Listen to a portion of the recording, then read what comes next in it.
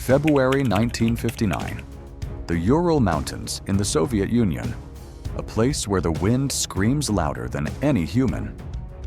A group of 9 experienced hikers set out on an expedition. They were young, strong, and full of life. Their leader was Igor Dyatlov, a man who respected the mountains but did not fear them. Their destination was Otorten.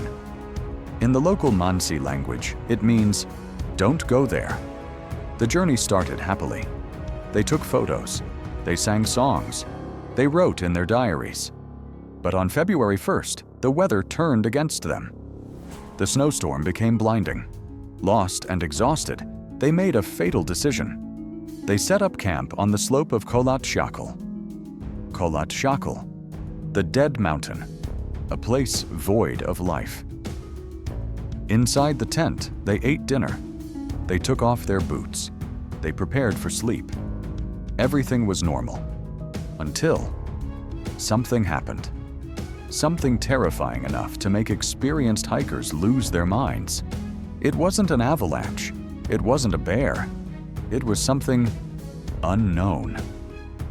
Panic erupted. They didn't even unzip the tent door. Investigators later found that the tent was slashed open from the inside. 9 people ran out into the freezing darkness. No coats, no boots, only fear. They ran a mile down to the forest line. They would never return to the tent again. Weeks passed. Families waited for telegrams that never came.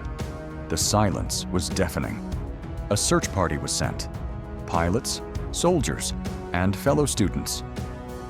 On February 26th, they saw it from the air. The tent was half buried in snow. Inside, they found boots, money, and uneaten food. But no people. They followed footprints down the slope. The footprints told a strange story. Why would 9 people walk into 30-degree weather without shoes? What were they running from? Under a large cedar tree, they found the first 2 bodies, Doroshenko and Krivonishenko. They were stripped to their underwear. Their hands were burned. They had tried desperately to climb the tree. Were they climbing to hide? Or were they climbing to see? What was coming for them? Between the tree and the tent, they found 3 more bodies, including the leader, Igor Dyatlov.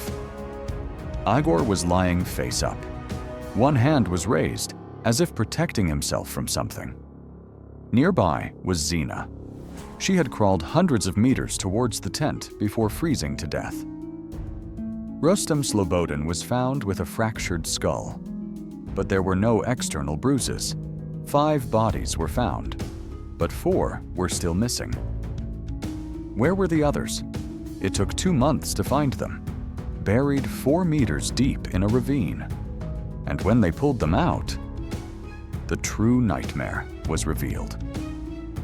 The 4 hikers found in the ravine had injuries that defied logic.